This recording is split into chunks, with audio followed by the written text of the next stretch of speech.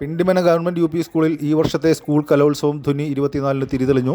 ഗ്രാമപഞ്ചായത്ത് മെമ്പർ ലതാ ഷാജി അധ്യക്ഷത വഹിച്ച യോഗത്തിൽ പ്രശസ്ത എഴുത്തുകാരിയും അധ്യാപികയുമായ അശ്വതി അശോകൻ കലോത്സവം ഉദ്ഘാടനം ചെയ്തു. മത്സരങ്ങളിൽ പരാജയപ്പെട്ടാലും വിജയം ലഭിക്കുന്നതുവരെ പരിശ്രമം തുടരണമെന്നും അവർ വിദ്യാർത്ഥികളെ ഓർമ്മിപ്പിച്ചു.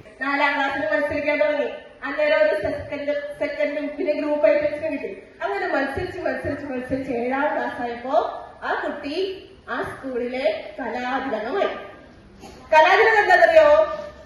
പങ്കെടുക്കുന്ന എല്ലാ മത്സരങ്ങൾക്ക് A ഗ്രേഡ് ഫസ്റ്റ് കിട്ടുന്ന കുട്ടികളാണ് കലാതിലകം. അതായത് ഏറ്റവും കൂടുതൽ പോയിന്റ് കിട്ടുന്ന കുട്ടികളെ കലാതിലകം എന്ന് പറയും.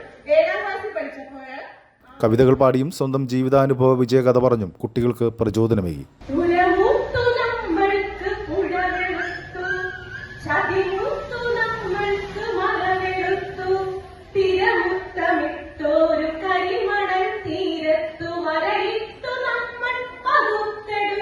സബ് ജില്ലാ അധ്യാപക കലോത്സവത്തിൽ സ്വന്തമായി രചിച്ച കവിതാലാപനത്തിൽ 2ാം സ്ഥാനം നേടിയ സ്കൂൾ അധ്യാപിക KM രമ്യയെയും ഉദ്ഘാടക അശ്വതി അശോകനെയും യോഗത്തിൽ ആദരിച്ചു.